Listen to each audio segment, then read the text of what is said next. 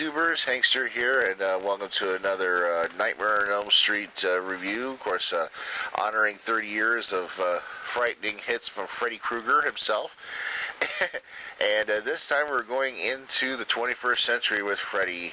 Of course, this is the movie that everybody has been waiting for. The all-important Freddy versus Jason.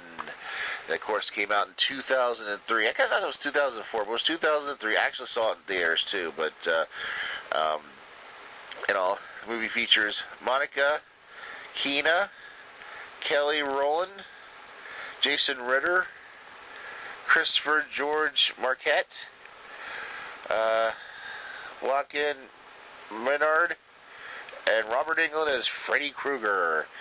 Now, of course, there's a lot of situations going on here to make this movie a reality. First off, the major hurdle was, of course, up until that point, was how can you get Jason to be in the same movie with Freddy Krueger, being originally that Jason was Jason in the Friday the 13th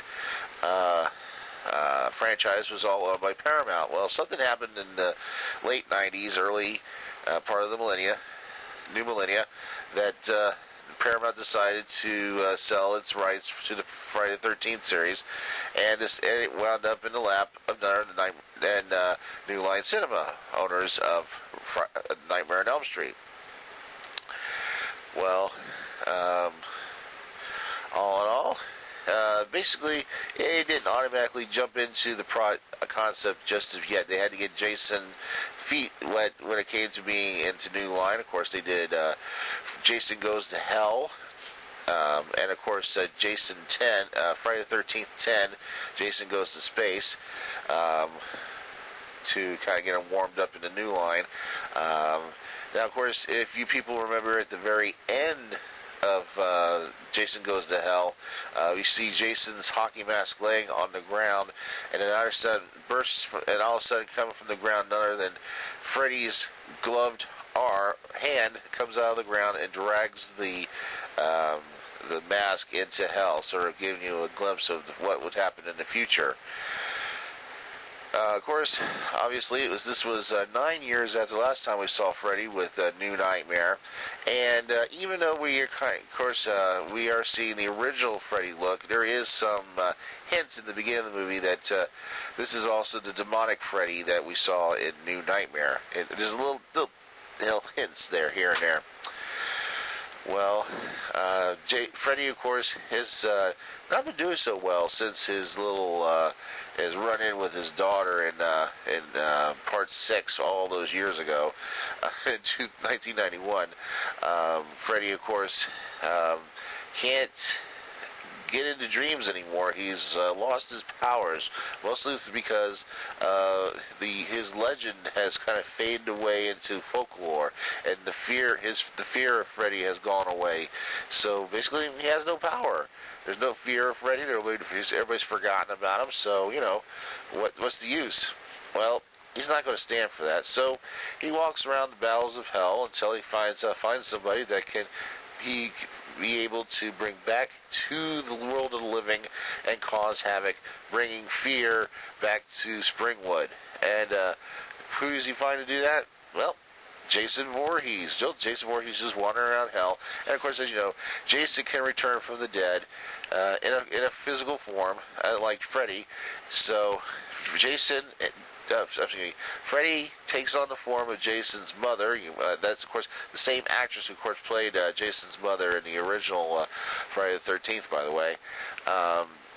Takes on her form and commands him to go to Springwood and cause havoc, start killing people, and so that people would think, oh no, it's Freddy again, and the fear of Freddy, and then Freddy will gain that power, and he'll be able to wreak havoc on his own. Well, all things kind of starts going good. Freddy starts killing people. Jason starts killing people, giving Freddy some energy. Now, of course, there's two things kind of getting in his way. Well, there's a group of young people that's starting to put two and two together, led by a young girl as well. As usual, it's a new girl. She kind of reminds me of an actress who died a couple years ago. It's not the same actress, but just looks like her. Reminds me of her. But she and her friends are trying to piece together these mysterious deaths, and they figure out that it's not Freddy exactly, that it's Jason that's causing all these killings, and all. But of course, the girl definitely knows who Freddy Krueger is. She, in her younger years, she witnessed Freddy killing her mother while her mother was in bed. So she kind of has an axe to grind when it comes to Freddy Krueger, and it gets more and more evident during the movie. Now, of course, another thing kind of throws a wrench into the works of Freddy's plan. Yep, that's Jason himself. Jason can't stop killing people, and if Jason can't stop killing people, who's there going to be there for Freddy to get after? So Freddy pulls Jason back into the dream world, and basically it basically starts the fight there. Now, me not being a Friday the 13th viewer, as opposed to my brother was more into the Friday the 13th series, we of course find out that Jason's main weakness is water. If you remember, when he was alive, he was drowned. So basically, Jason's major fear is water, and Freddy kind of uses that to his advantage. In the dream world, because he has dominion over what happens there, so he can, do so. Now, at the same time, the kids get a hold of Jason's body, and after Freddy, in disguise of a recent kill, is able to drug Jason and into unconsciousness, and all. Kind of weird to do that with something that's supposed to be zombie-like, and all. Now they try to rush Jason back to Camp Crystal Lake. So basically in this storyline, now that that New Line Cinema has both rights of Friday the 13th and Nightmare on Elm Street, Springwood and Camp Crystal Lake are pretty much neighbors. So it doesn't take really too long to get there, to take Jason to Camp Crystal Lake. While they trying to get him there, Freddy uses Jason's fear of water to his advantage. He, of course, starts to drown him in the dream. So he's basically going to try to kill Jason in the dream world, and basically maybe that'll be the only they could completely stop Jason. Well, not oddly enough, the girl has something to say about it. So she basically falls into his sleep and tries to stop Freddy from killing Jason, because they need Jason to stop Freddy. And of course, she wants to pull Freddy into the real world as well, where he'll have a disadvantage. Well, of course, we find out that there's an interesting fact that many people kind of point on in the dream. Of course, we see the reenacted, the events leading up to the death of Jason in the waters of Camp Crystal Lake. He, of course, drowns, and we see Freddy as one of the camp counselors. Now, of course, a lot of people speculate that maybe in Freddy's younger years he was a camp counselor for Camp Crystal Lake, and there's maybe the tie-in between both of these characters go far deeper than just this. Yeah, it would be interesting if they could do that, but we'll have to see what the future of Nightmare on Elm Street series is soon. Of course, the girl is able to, with the help of Jason, pull Freddy back into the real world, the waking world, and the fight really gets heated up as Freddy and Jason trade blows in the construction site that's on Camp Crystal Lake. They're trying to revitalize Camp Crystal Lake after all these years. And basically just gets pretty bloody. You know, it's just one Freddy's blows, and it just gets bloodier and bloodier.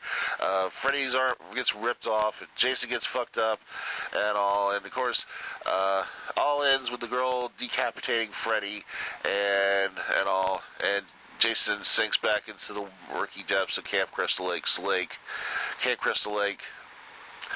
and all. And basically, that is the thing. Jason, of course, doesn't go after the kids. He's just pretty much relieved that Freddy's gone. Supposedly, we at the very end we do see